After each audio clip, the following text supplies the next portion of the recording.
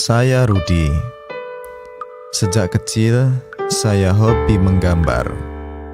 Ingin punya truk besar dan banyak. Banyak banget.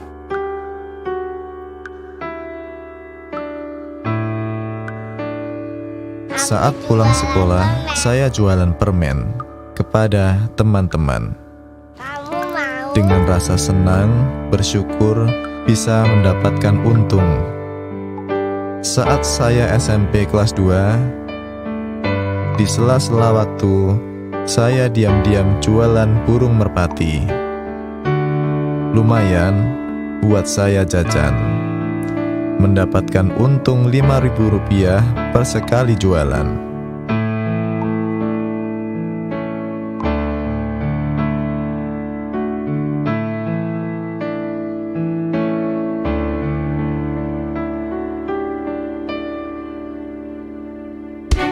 Saatnya saya menginjak remaja.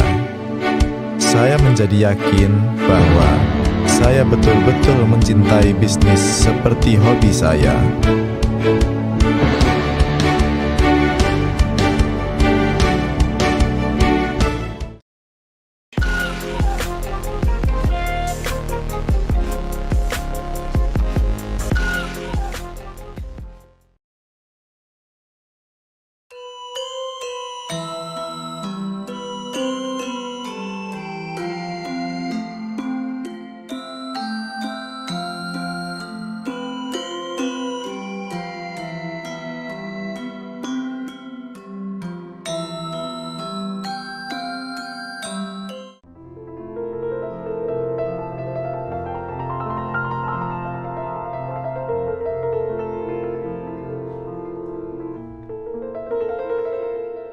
Assalamualaikum warahmatullahi wabarakatuh. Bersama saya Bambang Sadono di kanal Inspirasi Jawa Tengah dan Bangsa TV. Mudah-mudahan kanal ini selalu bisa memberi inspirasi, motivasi, dan edukasi. Kami sedang mempersiapkan wawancara tentang tokoh-tokoh di Jawa Tengah dari kalangan generasi muda yang kira-kira akan berpengaruh di 5, 10, atau 20 tahun yang akan datang. Wawancara ini selain akan kami tayangkan di kanal Inspirasi Jawa Tengah dan Bangsa TV, juga akan kami bukukan. Nah, saat ini saya sudah ketemu dengan salah seorang tokoh muda di bidang bisnis, yaitu Mas atau Pak Wulan Rudi Prastyo. Beliau sekarang adalah Ketua Himpunan Pengusaha Muda Jawa Tengah, HIPMI Jawa Tengah. Apa kabar Pak Rudi? Kabar baik Bapak. Lama tidak jumpa. Ya, luar biasa Pak Rudi ya. Nah, mungkin supaya kita semua lebih mengenal Pak Rudi, bisa disampaikan. Kelihatannya bisnis mulai sejak sangat muda, sehingga sekarang dalam usia kalau nggak salah sekitar 36 tahun, pengalamannya sudah luar biasa, mengembang di banyak sekali bidang, ya, dan sekarang menjadi Ketua HIPMI Jawa Tengah. Silakan cerita, Mas Rudi. Ya, terima kasih Bapak. Jadi memang betul bahwa saya senang berbisnis memang dari kecil Bapak. Jadi saya suka gambar, besok besar pengen punya truk banyak sekali. Gitu. Nah, dari situ keinginan yang kuat, upaya juga kita lakukan, ya meskipun butuh waktu yang cukup lama, akhirnya cita-cita tersebut juga tercapai. Nah, dari situ semakin yakin bahwa tiap hari saya belajar bisnis dan ketemu sama orang, kita saling berbagi ilmu dengan teman, dan akhirnya alhamdulillah setiap tahun saya belajar hal yang baru terus sampai dengan hari ini. Itu bisnis yang pertama mulai usia berapa dan bisnis apa awalnya? Jadi kalau saya awal Bapak, saya masih belajar sama ibu saya. Beliau punya toko kecil pestisida, tepatnya di Pasar Jebol. Saya mulai berjualan pestisida di sana. Dari omset yang kecil, Dari semula keuntungan yang antara 2 juta sampai 3 juta, 3 bulan kemudian saya upgrade menjadi 30 juta per bulan dalam jangka waktu 3 bulan. Luar Itu biasa. adalah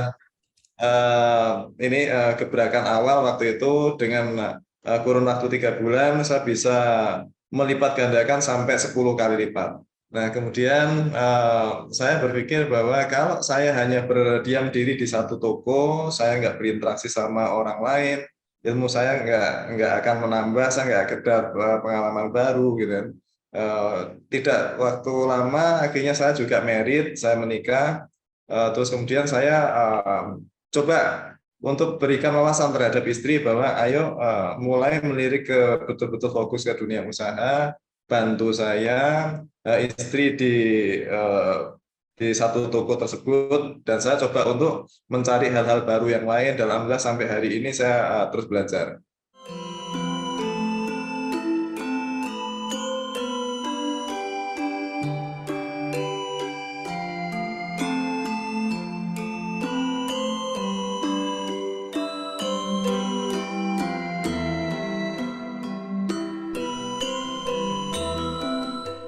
Nah, kemudian setelah toko pestisida itu yang tahap kedua bisnis apa? Jadi setelah toko pestisida, Pak, saya juga coba cucian mobil, hal-hal yang sepele kan, cucian mobil. Tapi waktu itu ya berkembang sih ya, tapi tidak begitu signifikan. Akhirnya coba saya geluti merambah ke hal yang lain. Untuk di pupuknya saya juga upgrade juga. Yang semula kami hanya seorang retailer menjadi satu mitranya Petrokimia waktu itu. Saya jadi mitra di dalam pembikinan pupuk organik. Kemudian di transportasi, waktu itu saya patungan dengan ibu saya untuk membeli satu PT miliknya orang Semarang, namanya PT Sinar, yang sekarang juga masih eksis, yang bervendor dengan Pertamina.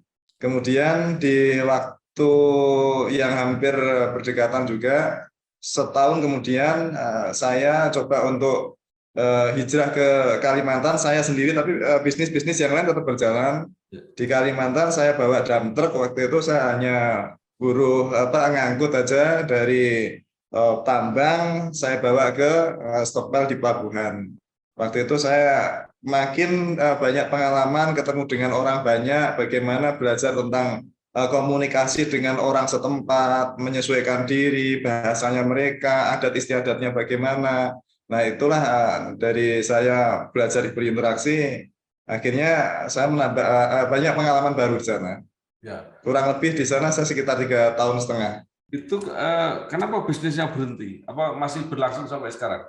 Kalau waktu itu ada kendala tersebut ada aturan bahwa tambang ini harus di-upgrade menjadi smelter.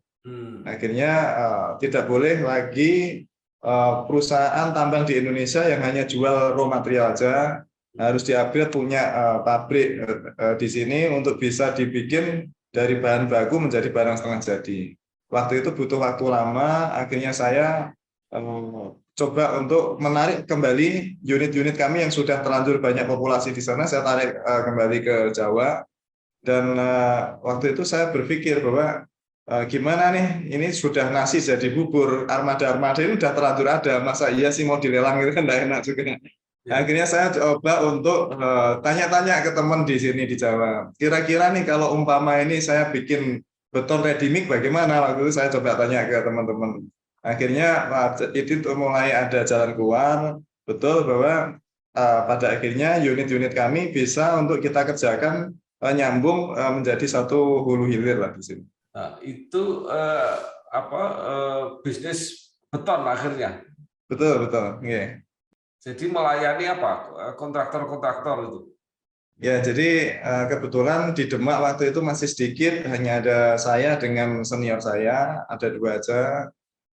Hal tersebut bukan menjadi sebuah persaingan bagi saya, tapi justru menjadi kolaborasi. Kami juga sering koordinasi bagaimana upgrade beton kita ini betul-betul bisa stabil, jadi mutu yang terbaik. Kalau tentang harga kita bisa komunikasikan bersama agar harga ini betul-betul tidak hancur, tapi justru dipentingkan terhadap kualitas. Nah, dari situ saya juga untuk pemasaran menjadi tidak sulit lagi karena kebetulan saya lahir di Demak dan saya juga membuat peternak ready mix pertama juga di Demak. Ya, dari pertemanan inilah saya pikir waktu itu juga memudahkan saya dalam pemasaran. Akhirnya saat saya membuat suatu usaha beton ready mix ini langsung dengan otomatis teman-teman responnya sangat baik. Itu yang untuk membangun jalan ya? Ya, ada membangun jalan, ada yang membangun jembatan, ada yang membangun ini irigasi sungai yang saat ini berjalan ini yang dibikin ini aliran sungai Kali Tuntang ini dibikin lagi, Bapak. Sampai hari ini masih berjalan.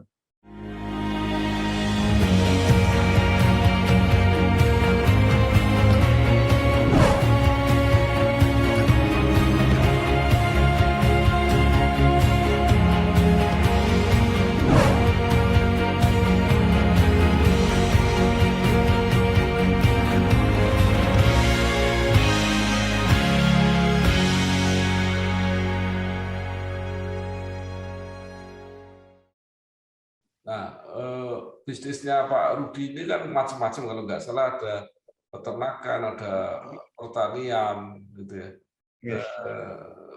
Itu mana yang paling besar? Di kami Bapak nggak ada yang besar, nggak ada yang kecil, tapi ada momen yang dari beberapa divisi ini terkadang unggul yang A, nanti yang F jadi yang unggul, nanti yang G jadi yang unggul. Nah ini situasi yang tidak bisa flat setiap tahun sama, tidak bisa. Karena memang divisinya juga beda, secara kesulitannya juga beda, momennya pun beda. Jadi the winner-nya setiap tahunnya bergiliran, nggak ada yang flat. Mungkin di ayam aja itu nggak kayak gitu juga. Jadi sama ini sama bacanya ada fluktuasi lah. Tapi sejauh ini cukup baik, sampai detik ini 90% sudah kembali normal lagi. Waktu pandemi kemarin saya boleh cerita Bapak, Ya, ada kendala di kami hingga yang bagus hanya tinggal 40% waktu itu. Itu bidang apa yang bertahan? Yang bertahan memang tetap di pangan Bapak. Tapi untuk bulan awal COVID tahun 2020, bulan Maret sampai dengan hampir mau Lebaran waktu itu memang semua berhenti. Semua berhenti, dan disitulah memang pengusaha di seluruh Indonesia waktu itu betul-betul diuji. Kita sudah punya karyawan yang cukup banyak. Di sini kita nggak bisa egois untuk memberhentikan kegiatan kerja dengan satu sisi, karena saya berpikir justru kalau kita menghentikan waktu itu kegiatan kerja pastinya akan menjadi permasalahan dampak yang berkepanjangan. Contoh aja umpama kita punya karyawan, satu pabrik kita tutup, orang kita rumahkan semua, pastinya mereka akan mengalami kendala permasalahan di internal keluarga mereka. Jadi andai kata waktu itu seminggu mungkin nggak ada masalah, tapi kalau sudah masuk ke bulan kedua, mereka nggak ada pendapatan, nanti ada timbul permasalahan keluarga antara suami istri menjadi problem rumah tangga, nanti terhadap anak jadi temperamen, hal-hal demikian yang memacu hal yang mungkin saya prediksikan akan jauh lebih buruk. Nah, waktu itu saya nyatakan bahwa teman-teman tetap bekerja, tetap bergiliran, yang pasti bahwa ikatan persaudaraan kita masih berjalan. Waktu itu saya sampai berikan statement seperti ini Bapak, karena waktu itu sudah masuk bulan keempat. Teman-teman, jika nanti benar-benar saya sudah nggak mampu bayar pakai uang lagi, kira-kira teman-teman kira-kira gimana? Waktu itu bilang saya pasrah sama Pak Rudi waktu itu kan gitu. Loh ini serius, ini saya bilang nggak main-main, saya bilang gitu, karena memang kondisinya kayak gini. Karena kita juga energi kita ada keterbatasannya juga. Sampai saya bilang begini, kalau umpama saya nggak bisa bayar pakai uang, saya bayar pakai beras sama ayam aja gimana, yang penting kita bisa hidup aja. Ya. Nah, waktu itu teman-teman menjadi ketawa dengan statement saya seperti itu. Saya pikir, oh ya di situasi sulit pun teman-teman masih bisa saya ajak bercanda. Dan alhamdulillah setelah statement itu saya keluarkan, sebulan kemudian ekonomi mulai muncul kembali. Lebaran sudah seperti kayak ada geliat arah positif, seperti kayak kita mendapatkan matahari terbit lah begitu. Yang benar-benar sebelumnya gelap, muncullah ada sedikit cahaya terang. Waktu di bulan-bulan Juni waktu itu. setelah Lebaran di tahun 2020. Kalau sekarang sudah normal sepenuhnya. Normal semua sih enggak, Bapak, karena di pandemi memang ada pembatasan aktivitas yang pabrik tidak boleh kerja full, terus rumah makan tidak boleh jualan sampai lebih dari jam 7 malam waktu itu. Nah, itu juga suatu kendala juga. Pada akhirnya suka nggak suka, beberapa divisi harus mengalami kerugian yang sampai kurang lebih hampir 1,5 tahun lah. Nah, kalau jumlah karyawan total itu sampai sekarang berapa? Boleh Bapak kalau tentang ini rahasia. Oh, Tapi yang pasti bahwa di kami memang kegiatan kerja cukup membutuhkan banyak karyawan. Di sini kegiatan kerja padat karya, contoh seperti kayak yang di pabrik pupuk organik, pabrik ayam, di peternakan, terus di pabrik kayu lapis, ini di beton ready-mix, ini banyak membutuhkan orang. Jadi di kami ini ya majemuk dan juga butuh padat karya juga.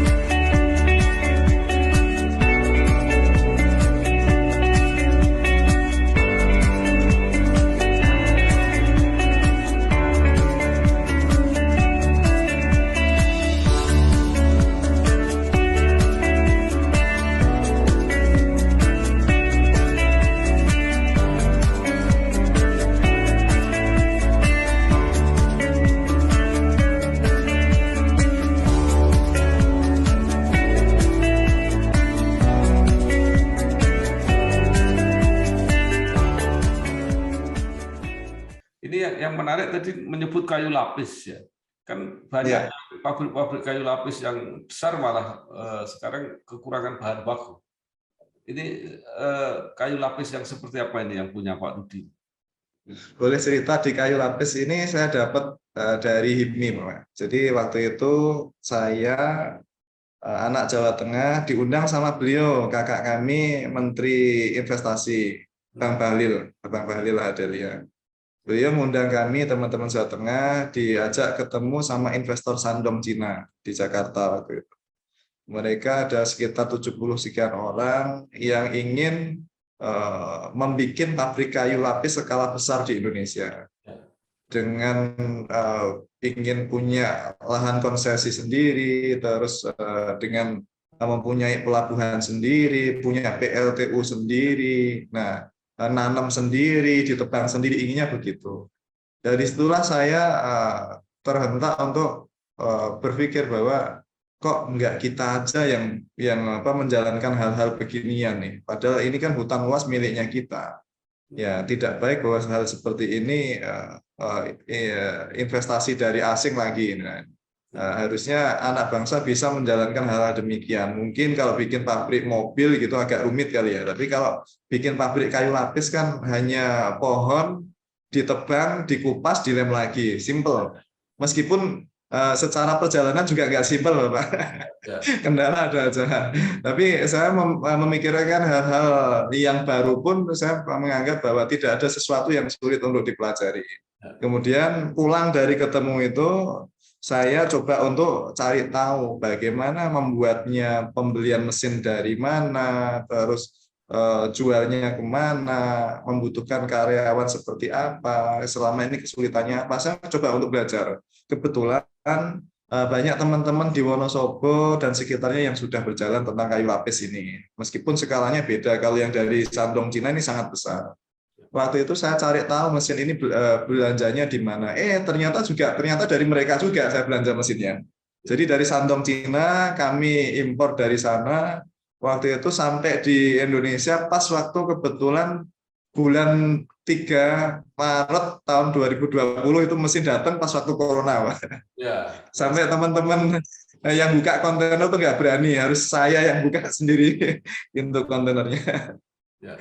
Nah, disitulah awal saya belajar kayu lapis. Motivasinya adalah karena beliau, kakak kami, Ketua Bahlil Lahadalia, memanggil kami ajak berdiskusi tentang ini, meskipun konsepnya beliau adalah dulu ingin dikawinkan antara kami pengusaha lokal dengan mereka yang dari Shandong Cina. Nah, saya juga berpikir, saya nggak berharap muluk-muluk untuk digandeng sama investor. Yang terpenting saya paham dulu, saya belajar dulu, saya memulai dulu. Nah, akhirnya saya tahun 2020 itu mesin datang, saya juga sempat ragu waktu itu karena harga juga waktu itu hancur juga. Terus mau jual kemana waktu itu juga belum ada gambaran. Dan waktu pandemi ini nggak ngerti kapan berakhirnya waktu itu. Saya sempat berhentikan proses pembangunan selama kurang lebih 3,5 bulan lah. Nah, dari 3,5 bulan itu saya berpikir, masa iya sih sesuatu yang saya tanam tapi saya biarkan.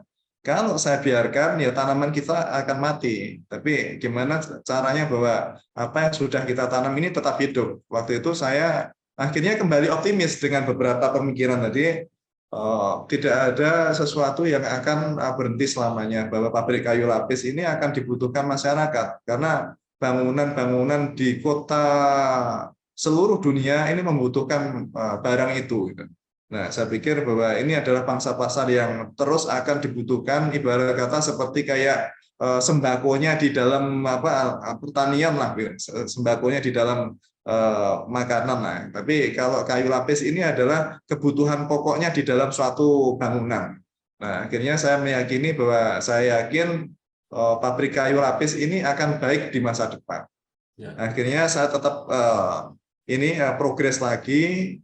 Tahun 2020 akhir pabrik ini jadi dan tetap saya running, dan alhamdulillah juga walaupun meskipun sedikit tapi sudah menuai profit Bapak hari ini.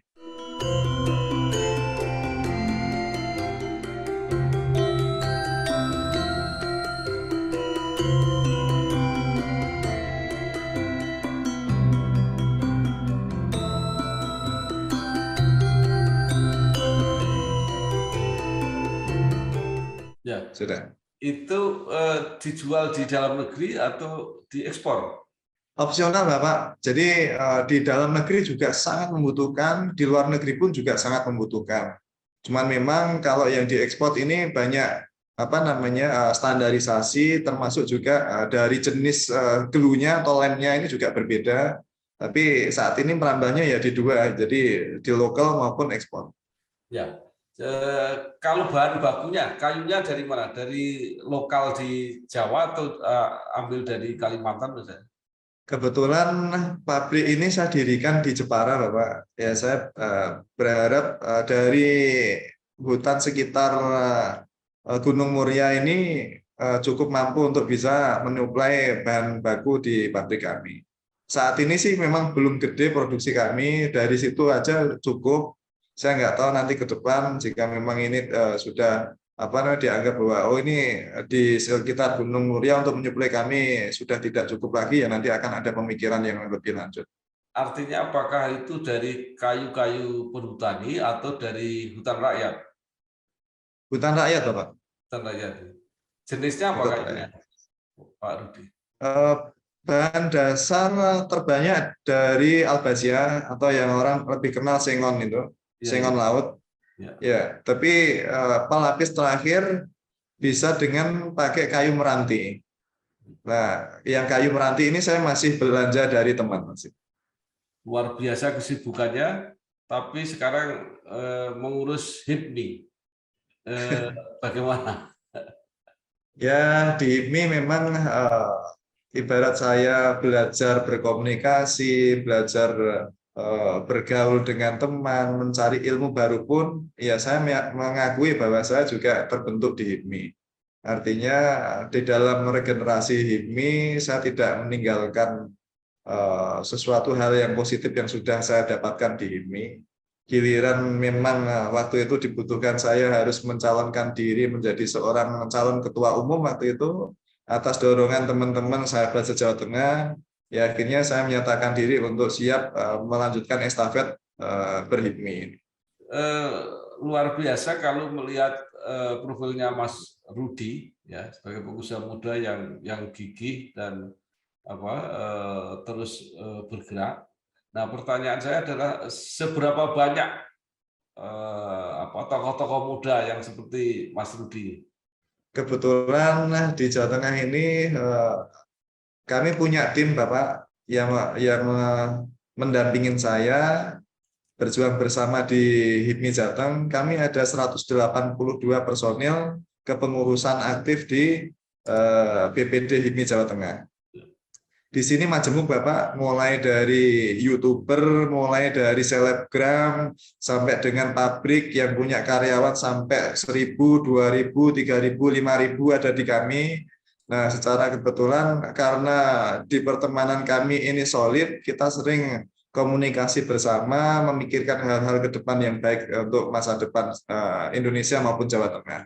Nah, sekarang kalau secara umum potensi Jawa Tengah, ya, apa saja sebenarnya peluang untuk berbisnis di Jawa Tengah, khususnya bagi generasi muda ini? Oke, baik Bapak, bahwa Jawa Tengah ini kita melihat sisi positif aja. Jawa Tengah punya penduduk yang cukup banyak, punya UMK yang jauh lebih murah daripada Jawa Barat maupun DKI, punya tata krama yang baik, sopan santun yang cukup baik, punya dedikasi yang baik. Ini adalah modal kelebihan Jawa Tengah. Meskipun bahwa secara dunia ya kita memang ada kekurangan wajar, tapi secara saya lihat dari potensi orang Jawa Tengah untuk berkembang ini sangat jauh lebih baik dibandingkan dengan area lain. Karena kita punya culture yang cukup baik. Nah, dari sini teman-teman Jawa Tengah optimis bahwa tidak ada sesuatu yang mustahil untuk dijalankan. Kita juga senantiasa mengupgrade hal-hal baru, di zaman apa kita harus bagaimana, andaikan kita ke depan sudah energi terbarukan harus berpikir tentang listrik, tentang segala macam yang harus kita upgrade, bisnis apa yang kita siapkan untuk masa depan ya kita harus berpikir dari sekarang. Ya, nah sekarang peluang bisnisnya besar, tapi bagaimana dengan potensi anak-anak mudanya, termasuk minatnya, semangatnya, passion-nya di bidang bisnis? Menurut Mas Rudi seperti apa?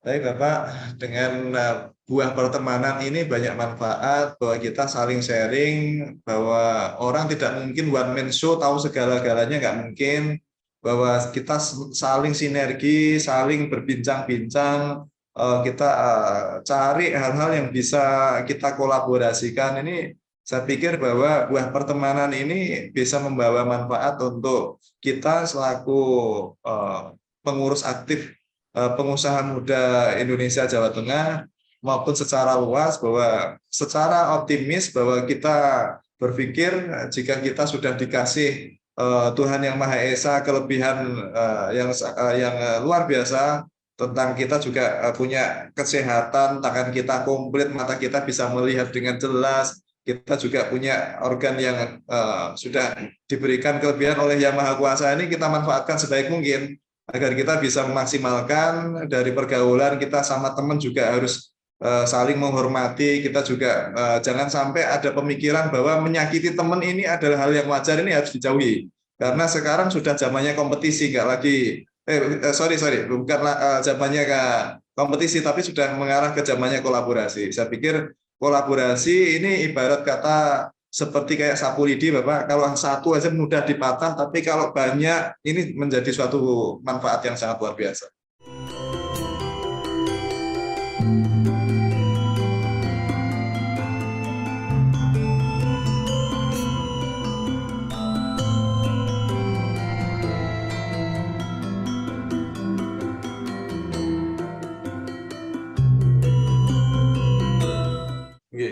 Nah, menurut Mas Rudi, apa yang pertama harus dipunyai orang yang akan terjun ke bidang bisnis? Passion, semangat, keinginan yang kuat, atau keterampilan, pengetahuan, pendidikan yang lebih harus didahulukan? Baik Bapak, bahwa saat ini kita lahir di zaman sekarang harus bersyukur karena kita tidak lahir di zaman waktu peperangan melawan Belanda gitu, yang harus tumpah darah baru bisa mendapatkan ini apa namanya suatu hasil yang memuaskan. Nah, di saat ini kita sebagai generasi muda kita cukup ringan hanya tentang bagaimana caranya membawa harum nama bangsa ini. Dan kebetulan kalau kami di dalam dunia bisnis, ya kita harus memperjuangkan bisnis ini agar potensi-potensi yang ada ini bisa kita maksimalkan agar Indonesia menjadi jauh lebih baik ke depan. Nah, hal ini yang menjadi penyemangat saya dan juga teman-teman bahwa tidak ada sesuatu yang mustahil untuk dijalankan. Dunia cepat berubah, iya, tapi kita harus optimis bahwa semuanya ini bisa kita lalui dengan kebersamaan. Contoh aja waktu saya belajar usaha waktu itu zamannya pakai kalkulator aja, nggak ada komputer, nggak ada macam-macam. Waktu zaman tahun 90-an cukup sulit untuk memunggawai suatu perusahaan besar. Tapi kalau di zaman sekarang teknologi sudah ada, informasi sudah ada, pencatatan jelas, jarak jauh juga bisa komunikasi dengan baik. Saya pikir kelebihan-kelebihan semacam ini harus kita menjadikan penyemangat kita bahwa kita lahir di zaman sekarang, kita bisa memanfaatkan infrastruktur yang ada, kelebihan-kelebihan yang ada untuk kita bisa membawa kelebihan ini menjadi sesuatu energi yang bisa kita maksimalkan. Nah, sekarang apa yang bisa dilakukan oleh HIPMI untuk membantu para pengusaha muda atau para calon pengusaha muda ini supaya mereka bisa memulai aktif dan akhirnya berhasil sebagai pengusaha? Ya, baik Bapak. Jadi kami berpikir bahwa hal yang penting untuk kita perjuangkan adalah sumber daya manusia dulu, Pak. Karena apapun kelebihan sumber daya alam atau infrastruktur yang ada ini tidak akan maksimal manakala kita punya generasi muda yang punya jiwa pesimis. Maka dari itu kita pupuk untuk semangat optimis kita mulai dari dini. Kami gandeng anak-anak muda yang saat ini masih duduk di bangku SMA, duduk di bangku kuliah, juga masih mengampu belajar di pondok pesantren. Kami akan mendekat ke sana. Kami akan memberikan semangat kepada teman-teman adik-adik kita ini bahwa kita ini adalah generasi Indonesia. Kita harus persiapkan. Sebentar lagi mungkin saya juga akan tua. Yang berlanjut adalah teman-teman yang duduk di bangku sekolah akan melanjutkan perjuangan-perjuangan kami. Saya sampaikan demikian terhadap mereka, dan akhirnya mereka pun juga punya semangat yang sama. Dan kebetulan Bapak, saya kalau boleh cerita, banyak teman-teman HIPMI perguruan tinggi sudah bisa mengupgrade diri mereka. Dulu yang semula hanya belajar aja, hanya dekat dengan kami, sekarang sudah menjadi pengusaha betulan, dan akhirnya sudah saya ajak gabung menjadi anggota BPD HIPMI Jateng saat ini. Kalau nggak salah sekitar 18 orang lah, ex-HIPMI perguruan tinggi yang kita ajak gabung menjadi BPD HIPMI Jateng. Nah, menarik sekali saya kira apa yang dilakukan oleh teman-teman HIPMI ini untuk memotivasi generasi muda. Nah, apa pandangan atau pengamatan Pak Rudi? Karena di masyarakat kita ini selama ini ya yang saya tahu, mungkin sekarang sudah berubah, bahwa menjadi pegawai atau menjadi pegawai negeri itu masih menjadi status dambaan yang sangat kuat. Apakah itu sudah berubah sekarang? Ya, berkarya ini bisa di sudut mana aja, Bapak. Jadi seperti kayak suatu barang ini bisa dilihat dari sebelah kiri, sebelah kanan, dari atas, dari depan, atau dari belakang sekalipun, atau dari bawah sekalipun. Ini adalah sudut pandang yang orang bisa melihat dari sisi mana aja. Yang pasti bahwa kita sudah lahir di Indonesia, khususnya Jawa Tengah ini, meyakini bahwa apa yang kita perbuat ini harus punya sisi positif yang bisa kita perjuangkan. Jika memang ingin menjadi pegawai negeri, silakan, nggak ada masalah. Yang penting mempunyai dedikasi yang baik untuk menjadi seorang pegawai negeri yang baik.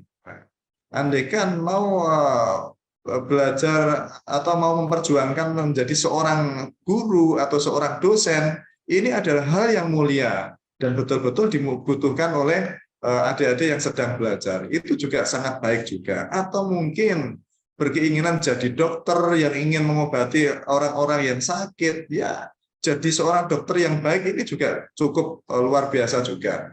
Dan kalau ingin menjadi seorang wirausaha, memperjuangkan ekonomi, memikirkan masa depan perekonomian Indonesia, ini juga sangat baik juga. Saya pikir bahwa itu adalah kebutuhan hidup atau keinginan cita-cita orang masing-masing. Saya pikir tidak ada yang salah untuk mengambil tujuannya masing-masing. Yang pasti bahwa kita yang saat ini masih diberikan kesehatan, kita masih diberikan pikiran yang jernih, kita maksimalkan untuk hal-hal yang baik saja.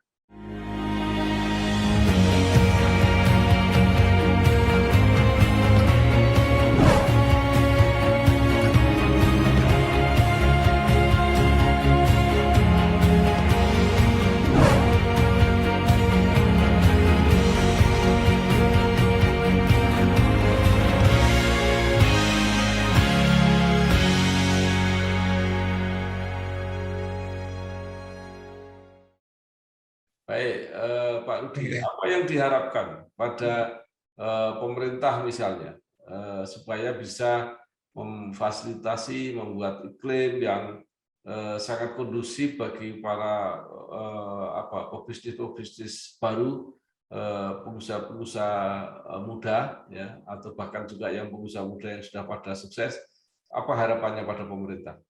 Ya, kalau boleh berharap kita pengusaha muda di Jawa Tengah, ya kita berpikir bahwa kita meskipun orang lokal, kita ada kesempatan kok untuk memperjuangkan ekonomi yang baik ini. Dan tidak melulu bahwa investor ini adalah investor PMA ini adalah satu yang betul-betul menjadi solusi, bukan begitu. Saya meyakini bahwa pemikiran dari pemerintah Jawa Tengah maupun kami sebetulnya di dalam hati kecil pasti sama. Hanya saja memang untuk mencapai tujuan yang ke arah baik, sinergitas ini perlu komunikasi. Saya pikir bahwa dengan adanya sering komunikasi, pasti ada permasalahan yang harus kita selesaikan bersama-sama. Yang terpenting bahwa kita sudah punya nawaitu yang sama, kita punya channel yang sama, kita sering komunikasi, hal-hal yang kurang ini bisa kita perbaiki untuk ke depan. Karena secara perundang-undangan kita berbisnis di Indonesia ini memang tidak mudah. Di situ harus ada legalitas yang benar, harus ada standarisasi yang benar. Bagaimana kita bisa membuat suatu produk kalau kita sudah terhantam dengan standarisasi? Sedangkan kita ini belajar dari nol, belajar dari dini. Nggak bisa kita langsung bikin suatu mobil yang sudah terstandar seperti kayak mobil bikinan PMA begitu. Nggak mungkin. Tapi kita bisa mulai hal-hal kecil. Harapannya adalah ada kesempatan, ada masa transisi, hal-hal yang standarisasi yang harusnya terstandar oleh seluruh produk yang ada di Indonesia.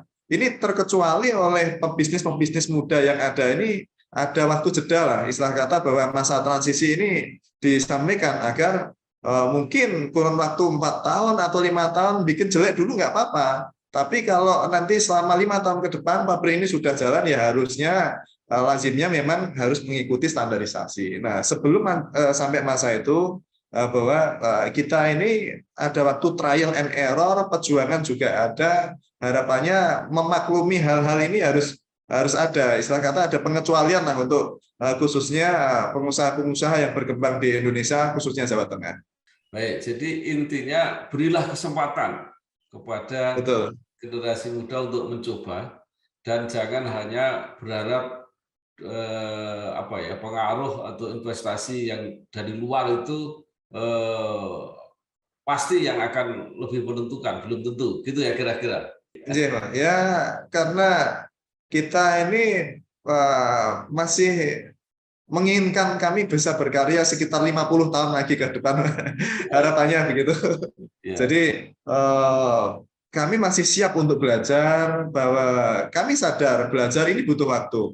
Tapi saya juga meyakini bahwa setelah kita belajar, kita akan menjadi pandai.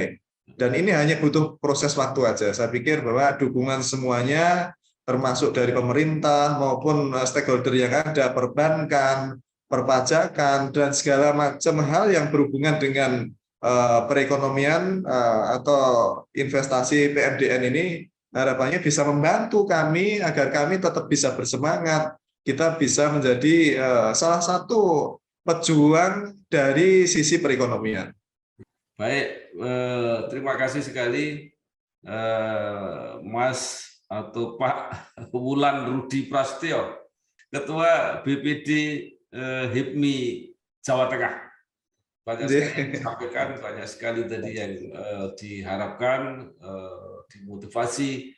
Mudah-mudahan ini benar-benar membangkitkan dunia usaha dan peran generasi muda, generasi baru, melahirkan bintang-bintang baru Jawa Tengah. Ya. Terima kasih. Amin. Lagi sukses. Wassalamualaikum Terima kasih Bapak.